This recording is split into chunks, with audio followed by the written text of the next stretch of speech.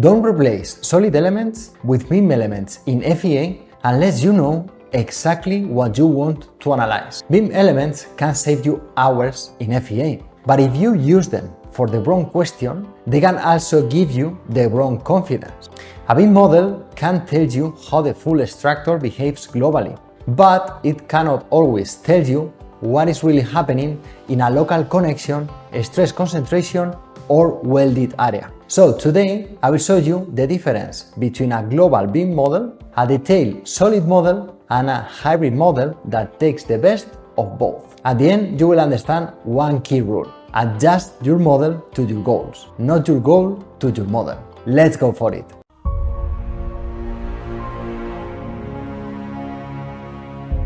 Hi, Carlos here, and for those of you who don't know me yet, I've been more than 12 years validating real engineering FEA projects across different industries. That's why I created my validation method to teach FEA the way industry actually demands. And today we are going to continue reviewing concepts from that methodology. This is the video number 2 of the Beam Elements series.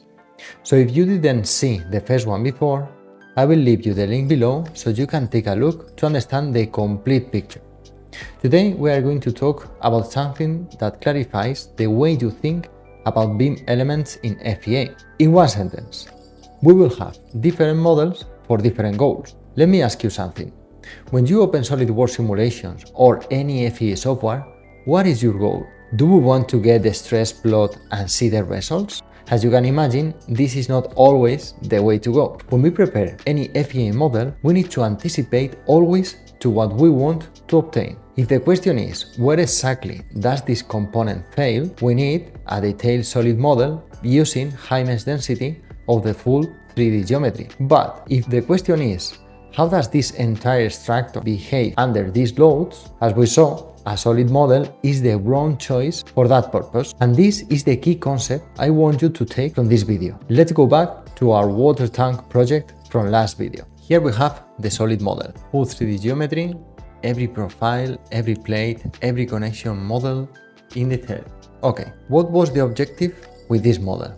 We wanted to understand the global structural behavior of this system under the gravity, the mass of the tank, and the wind loads. So then we wanted to check the capacity of the structure to carry all the load from the top of the tank all the way down until the anchorage plates. And that's a question related to global behavior. So to cover that purpose, we don't need to spend more resources than necessary, right? Then we move to the model using beam elements. Okay, here we have the same configuration, same loads, same boundary conditions, but a model running 95% faster than the previous one. Let's take a look at the stress plot. Okay, what we agree in previous video is that the deformed shape makes sense, right?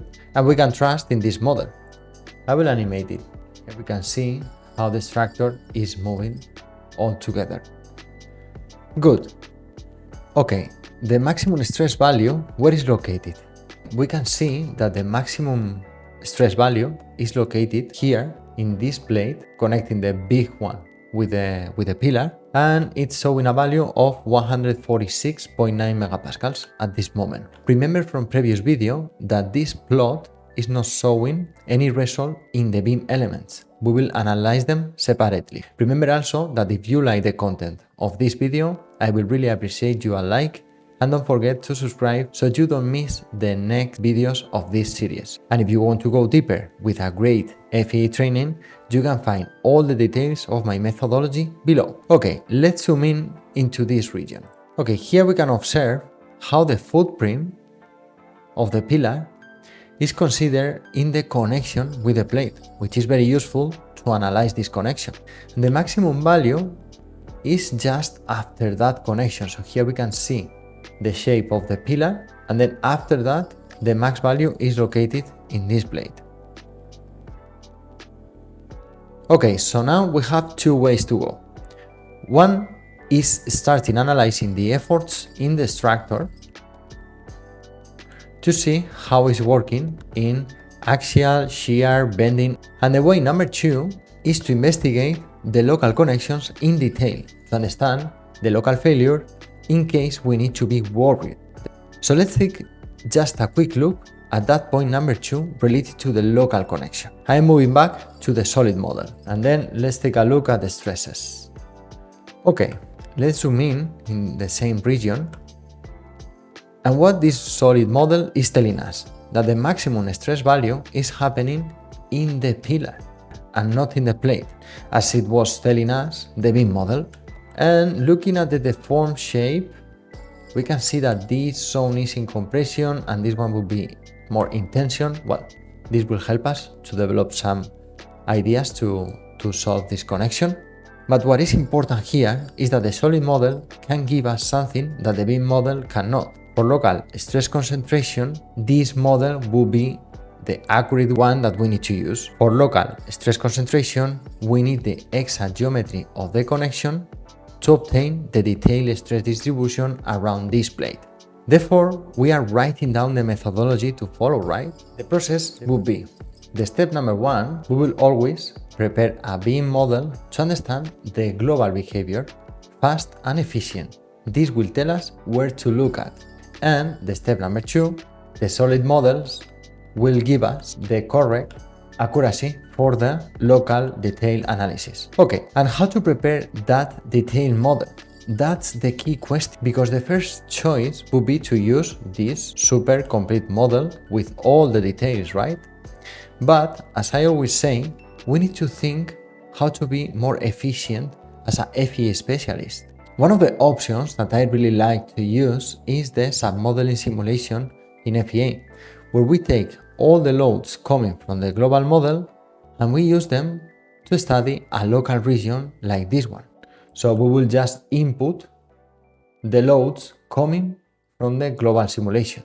This is a very useful method and I will dedicate a video for that, of course. Let's go back to the software.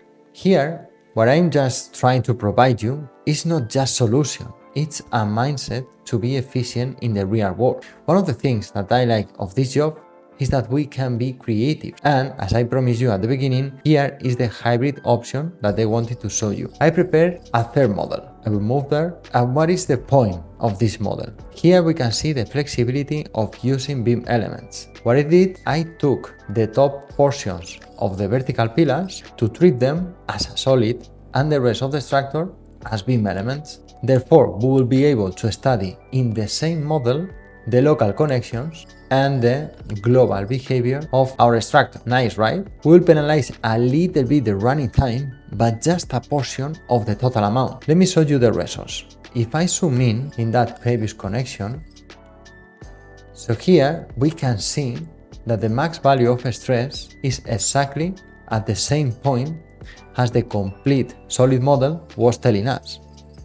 So we will have the best of each one, a detailed value of the local connection and the efficiency of a beam model structure to analyze the global behavior.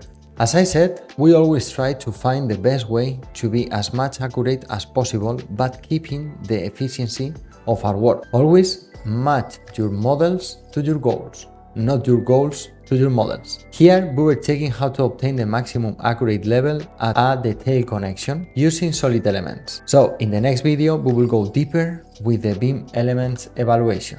I want to show you the axial and shear forces, the bending diagrams, the torsions and much more. If you want to go further and learn how to apply all of this in real validated projects using my method, the link to my training is in the description. Subscribe if you haven't yet. This series is just getting started. See you in next simulation. Have a great day.